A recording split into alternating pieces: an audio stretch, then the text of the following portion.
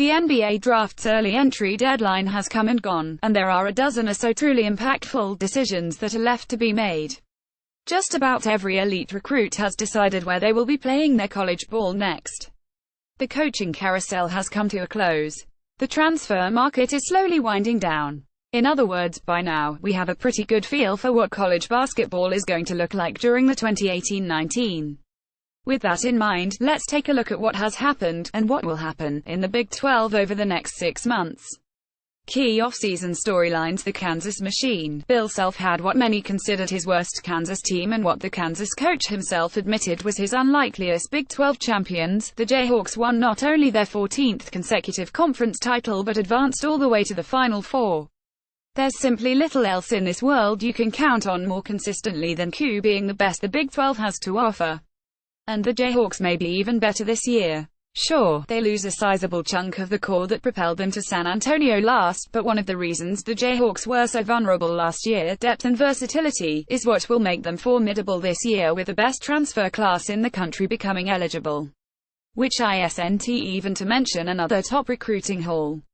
Kansas is a machine, something of a mix between a watch and a wrecking ball. David Purdy, Getty Images. Looming decisions. There may be little drama surrounding who is the team to beat heading into the upcoming. There remains some intrigue as spring turns to summer. Most NBA decisions have been made, but there are some that could swing the balance of power at different spots across the league hierarchy. The most impactful is probably Udoka Azubuike, the Kansas center who became an integral part of the Jayhawks' 4-out offense last year as the man in the middle keeping defenses honest. The Jayhawks will be able to play different ways this with an expanded roster, but Azubuike is simply a player most teams don't have a counter for. He's a 75.4% career shooter from the floor. Lindell Wigginton's stay-or-go decision could hold the biggest sway over the future for any team in the league. The 6'2" guard exhibited his athleticism and scoring prowess during his freshman and is now weighing whether to try to be the first Nova Scotia native to make it in the NBA. Now await a year. If he returns, the Cyclones have 4 starters back and one of the most dynamic scorers in the conference. If he doesn't, Iowa State is going to be relying heavily on newcomers to put points on the board. West Virginia's success is likely tied to its system, but having Sagaba Konate on the back line swatting away shots sure makes that system a lot better. He'll be back to school next. Kansas State should return its whole starting, and though Barry Brown hasn't made his return official, it's widely expected. Bruce Weber's resurgence. On February 25, 2017, Kansas State lost by 32 an Oklahoma team that would finish 9th in the Big 12. It was the Wildcats' 5th loss in 6 games and dropped them to 6-10 in the Big 12. Kansas State faithful, already frustrated by back-to-back missed NCAA tournaments and mass player defections, seemed to have had enough.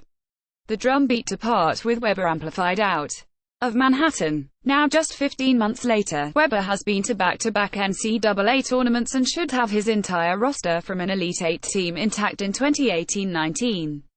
That is one heck of a turnaround. Weber may not ever get the level of admiration that his predecessor, Frank Martin, got in the Octagon of Doom, but the results, I haven't even mentioned that split 2013 regular Big 12 title, speak for themselves, and 2019 could scream the loudest. Where does Oklahoma go? There was probably nothing as fun in the first few weeks and months of the 2017-18 and Trae Young in Oklahoma.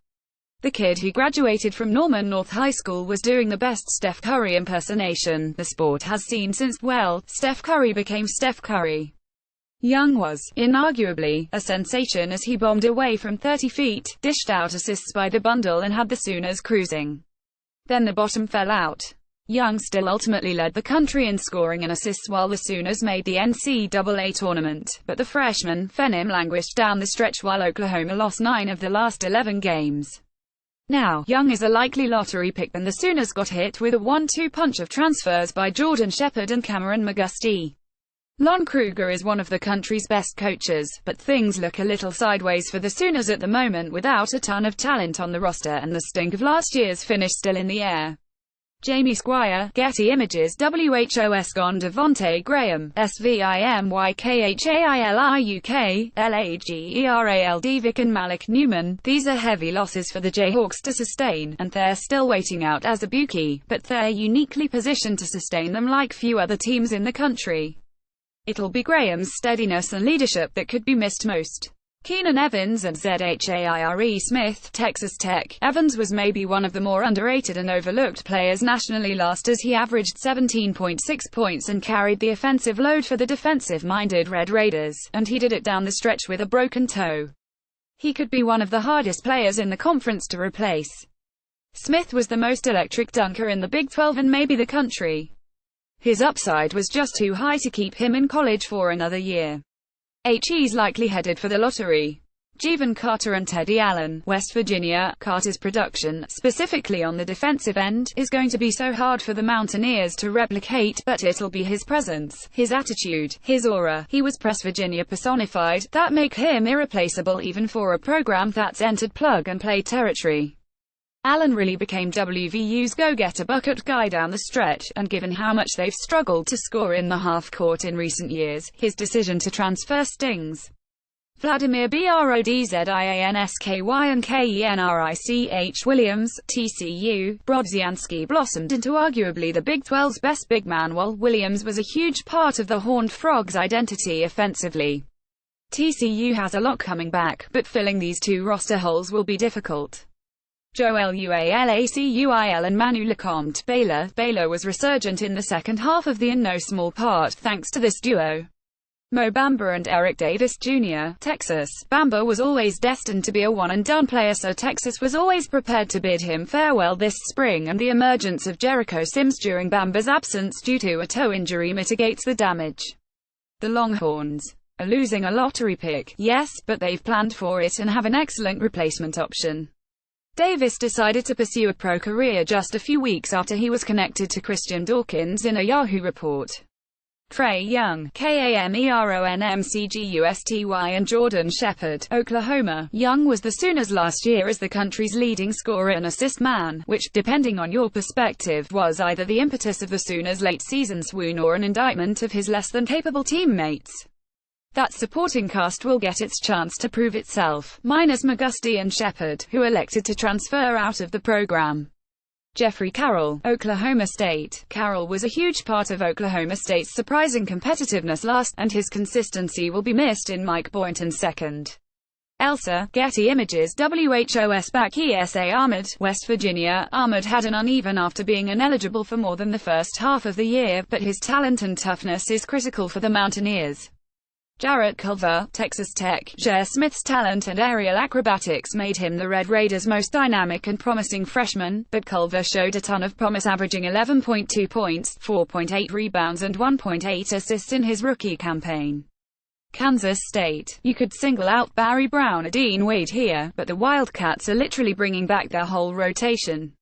A forgiving draw may have helped them to the Elite Eight, but Kansas State has talent, experience and cohesion, quite the triple threat. Alex Robinson, Jaylen Fisher, Desmond Bain and Kouat Noi. TCU. Jamie Dixon may be losing Brodziansky and Williams, but he returns a solid core and gets Fisher back from injury. The Horned Frogs are going to be a competitive threat to the rest of the league now, with Dixon getting things rolling at his alma mater. Dylan Osetkowski, Jericho Sims, Kerwin Roach, Matt Coleman and Andrew Jones, Texas. The Longhorns don't exactly have star power on this team, at least apparent star power at the moment, but they've got guys that have got it done at this level. Andrew Jones missed most of last after being diagnosed with leukemia, but coach Shaka Smart has spoken this offseason about the hope that Jones will be able to suit up in Austin once again which is great news for reasons well beyond basketball. Brady Manek, Oklahoma. Manek certainly wasn't at the talent level of his classmate Trae Young, but the young big man did show flashes that he at least could one day be counted on to contribute in the Big 12. The Sooners will need more than just glimpses this year. Cameron Lard and Nick Weiler, Iowa State. There were times when the 6'9" Lard looked like he was making an assault on the crown of best big man in the Big 12, putting up double-double after double-double while blocking heaps of shots defensively, but his production waned down the stretch as his consistency wilted. Weiler was a threat to put a triple-double up seemingly every night as a 6'6" point guard until knee tendonitis sidelined him down the stretch. Mike Herman, Getty Images WHOS Cumming DEDRIC Lawson, KJ Lawson, Charlie Moore, Quinton Grimes, Devin Dotson and David McCormick, Kansas. So the Jayhawks have 3 high-level transfers, including 1 potential Conference Player of the Year, and a top 5 recruiting class featuring 2 5-star and 2 4-star prospects. That's not reloading, that's switching to a bazooka. Dedrick is the headliner, but KJ put up numbers at Memphis and Moore fills a need a point guard. Then there's Grimes and Dotson, 2 top 20 guards. It's good to be Bill Self. Courtney Ramey, Gerald Liddell, Kamaka Hepper and Elijah Mitrou Long, Texas. Shaka Smart didn't land any Mo Bamba level recruits, but HES got a top 10 class with as many as 4 players capable of being instant impact contributors. Mitrou Long, the brother of former Iowa State standout Naz Mitrou Long, comes to Austin after being a double-digit scorer at Mount St. Mary's.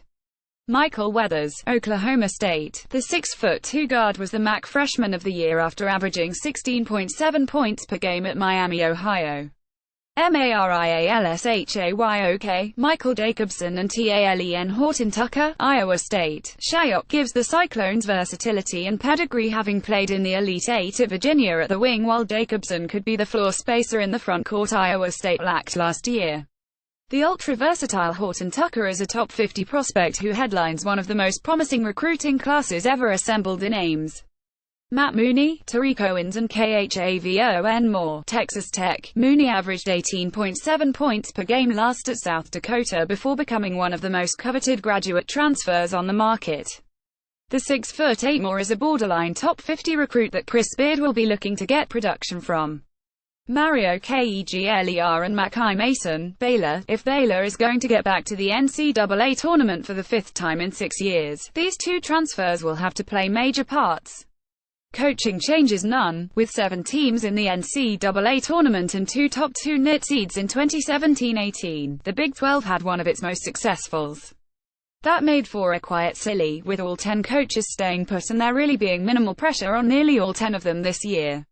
Way too early. All Big 12 team Dedrick Lawson, Kansas. Boy Barry Brown, Kansas State. Nick Weiler Bab, Iowa State. Dean Wade, Kansas State. Adoka Azubuike *, Kansas. Way too early. Power Rankings 1. Kansas. The Jayhawks are looking for 15 years of supremacy in the Big 12. It's one of the most amazing accomplishments in the modern era of college hoops. 2. Kansas State. With essentially the whole rotation returning from last year's Elite Eight team, the Wildcats look to be the strongest contender to their in-state rivals. 3. TCU. The Horned Frogs used to be the laughingstock of the Big 12. Under Jamie Dixon, they have the look of perennial contender. 4. West Virginia. The Mountaineers are still going to embrace Bob Huggins' gruff and tough personality with their press Virginia style, but losing Jevon Carter is a huge blow to that identity. 5. Texas. If Shaka Smart can't keep the Longhorns in the upper half of the Big 12, there may be some questions in Austin about his long-term viability there. With this roster, though, Texas should be able to accomplish that feat. 6. Texas Tech. Keenan Evans is irreplaceable and Cher Smith is unmatchable, but the Red Raiders look to have a persona about them under Chris Beard. There's also certainly no dearth of talent. 7. Iowa State. Lyndall Wigginton's decision to return to Ames or stay in the draft is a huge fork in the road for the Cyclones. If he stays, HES a high-volume scorer everything revolves around. Should he leave, the Cyclones have a lot of interesting pieces but no proven star power and a lot of new faces. 8. Baylor. Scott Drew is seemingly at his best when the least is expected of his Bears, so this could be a significant underslotting, but Baylor will be quite reliant on players that are at some level unknown at this level. 9. Oklahoma State. Mike Boynton's team exceedingly overachieved in year 1 of his tenure, but some early departures and an uninspiring recruiting class means they probably slip in year 2. 10. Oklahoma. Trae Young was the Sooners last year, and his teammates often looked unable to keep up. With no young and no big-time replacements, it could be a long for the Sooners.